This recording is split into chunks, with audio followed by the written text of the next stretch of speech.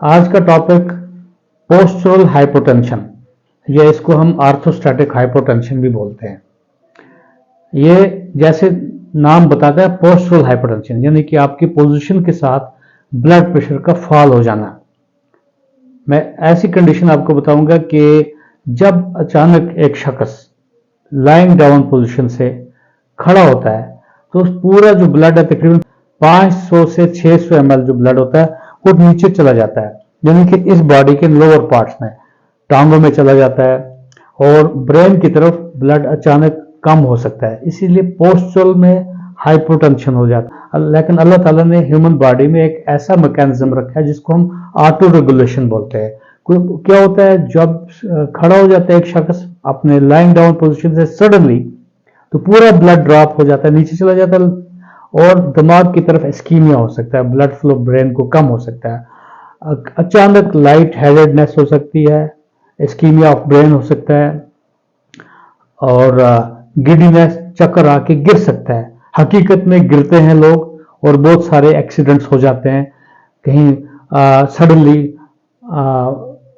उठे और वॉशरूम में अगर गए तो क्या होता है, वहां स्लिप हो जाता है, फ्रैक्चर्स हो जाते हैं, टांगों के फ्रैक्चर्स हो जाते हैं, हेड इंजरीज होती है, हेड ट्रॉमास हो जाते हैं। क्योंकि बॉडी एडॉप्टेशन चाहिए। बॉडी को जब मान लीजिए आपने कभी एक्सपीरियंस किया होगा, आप धूप में बैठे हैं खासा टाइम, आधा घंटा 1 घंटा विटामिन डी लेने के लिए धूप में बैठ के, तो उससे क्या होता है, सडनली जब आप उठते हो लाइंग डाउन पोजीशन से, आपको एक्सपीरियंस किया होगा, आपको अचानक चक्कर आएगा, गिर सकते हो, क्योंकि बॉडी में क्या हो गया, वाटर लॉस हो जाता है। Dehydration is the most common. अगर आपके जिस्म में पानी की मकदार कम हो जाए तो आपको सडनली ये पोस्चरल हाइपोटेंशन हो सकती है। इसीलिए मैं अक्सर ये अपने सुनने वालों को ये बोलता हूं कि हर घंटे में आधा गिलास या 1 गिलास पानी पीना चाहिए ताकि वाटर बैलेंस बॉडी में मेंटेन रहे, डिहाइड्रेशन ना हो। सिमिलरली कुछ दवाइयां हैं जैसे ब्लड प्रेशर के लिए, उनका साइड इफेक्ट पोस्चरल हाइपोटेंशन होता था, इसलिए वो विड्रॉ की गई। इस तरीके से जो प्रोस्टेट की कोई दवाइयां हैं, डॉक्टर्स बताते हैं भाई सिर्फ बेड टाइम ये टेबलेट खानी है, क्योंकि सोने के बाद वो टेबलेट इसलिए खानी पड़ चाहिए ताकि उठ के वॉशरूम ना जाना पड़े, इसीलिए पोस्चरल ड्रॉप नहीं होगा। और प्रेफरेबली अगर वही दवाई दिन के टाइम खाएंगे और आधे घंटे के बाद, दवाई खाने के बाद सडनली जब ऊपर उठेंगे तो अचानक गिर सकते हैं और कितने एक्सीडेंट्स हो सकते हैं। इस तरीके से कुछ डायबिटिक्स की ड्रग्स हैं, हम ऑटोनॉमिक न्यूरोपैथी उसको बोलते हैं। कुछ रिसेंट और एडवांस जो एंटी डायबिटिक ड्रग्स हैं, उनमें कुछ क्या करते हैं, डाययूरेसिस करते हैं, जिसमें यूरिन फॉर्मेशन ज्यादा करते हैं या ग्लूकोज यूरिन में ज्यादा पास हो जाता है। ऐसी कुछ ड्रग्स हैं, उनमें अचानक पोस्चरल हाइपोटेंशन होता है, उनके साइड इफेक्ट है। अब पोस्चरल हाइपोटेंशन या आर्थोस्टैटिक हाइपोटेंशन जो है, इसकी जो डेफिनेशन मैं बताऊंगा। फॉर एग्जांपल हमने किसी शख्स का लाइंग डाउन में ब्लड प्रेशर चेक किया तो उसका 120/80 मिलीमीटर ऑफ मर्करी आता है। मान लो ये नॉर्मल ब्लड प्रेशर है, लेकिन अगर उसको, उसी शख्स को बोलते हैं 3 मिनट के लिए आप खड़े हो जाओ, जब वो स्टैंडिंग पोजीशन में जाता है तो उसको 3 मिनट के बाद दोबारा स्टैंडिंग में ब्लड प्रेशर जब हम चेक करेंगे, अगर systolic blood pressure 20 millimetre fall हो जाएगा और डायस्टोलिक प्रेशर 10 मिलीमीटर फॉल हो जाएगा, यानी कि 120/80 से आप देखिए 100/70 आ जाएगा। इसका मतलब है इसको clear cut postural hypotension develop हो गया। अब कई दफा कुछ जीआई ब्लीड जब हो जाता है किसी पेशेंट को, तो डॉक्टर्स इमरजेंसीज में या हॉस्पिटल में उनका जीआई ब्लीड में यही असेस करते हैं कि पोस्चरल ड्रॉप कितना है, उसी हिसाब से ब्लड ट्रांसफ्यूजन डिसाइड किया जाता है।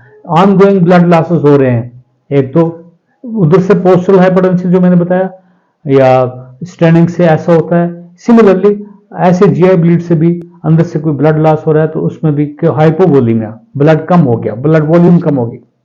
मोस्ट इंपॉर्टेंट मैंने जो बताया, जैसे दवाइयां हैं, प्रोस्टेट की जो दवाइयां हैं, बीटा ब्लॉकर्स हैं, एंटी हाइपरटेंसिव्स हैं, वेजोडाइलेटर्स कोई ड्रग्स होती हैं। मैं लेमैन के लिए ये अपडेट करना चाहता हूं, उनको ये मेडिकल टर्मिनोलॉजी थोड़ा मुश्किल पड़ेगी। तो ये जो ड्रग्स हैं उनसे पोस्टुरल ड्रॉप हो सकता है, पोस्टुरल हाइपोटेंशन होता है, सडनली ब्लैकआउट हो सकते हैं, गिडीनेस गिर सकता है। सो ये चीजें अब क्या है, हमें क्या करना चाहिए, how to prevent postural hypotension. एक तो हाइड्रेशन का मैंने जो बताया, अवरली मैं आप सबको आधे आधे घंटे में या 1 घंटे में 1 गिलास पानी होना चाहिए, हाइड्रेशन ठीक रखना चाहिए, फ्लूइड इनटेक लेना चाहिए, वेजिटेबल सूप है, मीट सूप है, ऐसी चीजें। खासकर ओल्ड एज में बताऊंगा, ये ओल्ड एज में ज्यादा चांसेस हैं, एजिंग इट सेल्फ, बुढ़ापे में पोस्टुरल ड्रॉप ज्यादा होगा। हमारे 2 हार्ट होते हैं, एक होता है ये दिल और जो धड़कता है, जो पंप करता है, पूरी बॉडी में ब्लड फ्लो होता है और रिसीव भी करता है।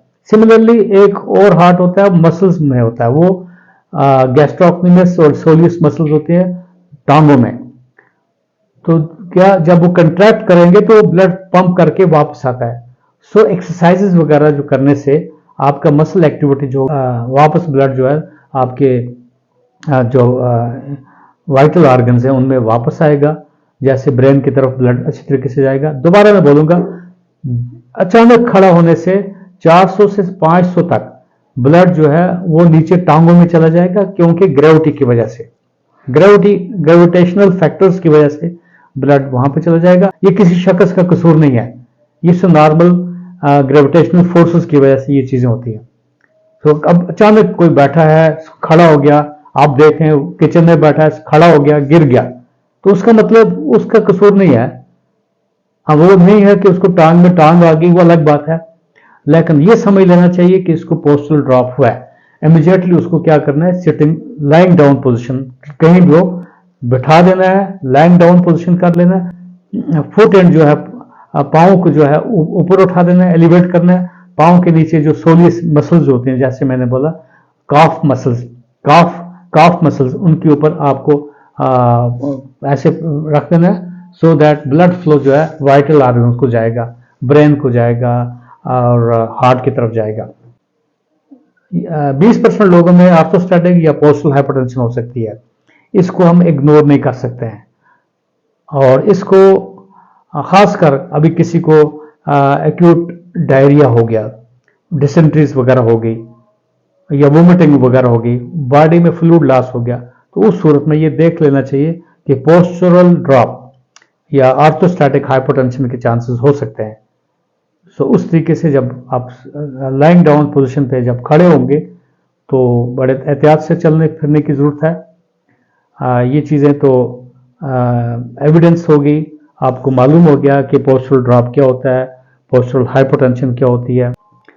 रूटीन हाइपोटेंशन के बारे में मैंने वीडियो बनाए भी हैं, और ख़ासकर ये पोस्टुरल ड्रॉप या पोस्टुरल हाइपोटेंशन, मुझे उम्मीद है आपको और जानकारी मिली होगी। मैंने अपना टाइम निकाल के आपको सिंप्लीफाई करने की कोशिश की है कि पोस्टुरल हाइपोटेंशन या ऑर्थोस्टैटिक हाइपोटेंशन क्या होता है। अब इसके और मॉलिक्यूलर लेवल पे जाने की जरूरत नहीं है, ये बहुत एक वास्ट सब्जेक्ट है। अगर हम पोस्ट ग्रेजुएट लेवल पे देखेंगे या डीएम लेवल पे देखेंगे, ये आपको अंडरस्टैंड करने में थोड़ा मुश्किल पड़ेगा। तो सिंप्लीफाई करने के लिए एक ये टर्मिनोलॉजी है, पोस्टुरल हाइपोटेंशन और ऑर्थोस्टैटिक हाइपोटेंशन। केयर करना है, हाइड्रेशन और फ्लूइड इनटेक और वॉल्यूम मेंटेनेंस रखना जरूरी है।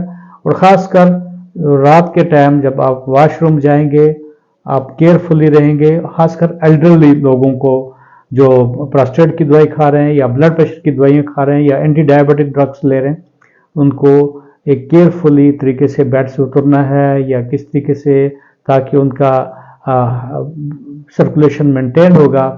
वॉक करने से सर्कुलेशन इंक्रीज होती है और इस तरीके से हाइपोटेंशन या पोस्टुरल हाइपोटेंशन आपका कम हो सकता है।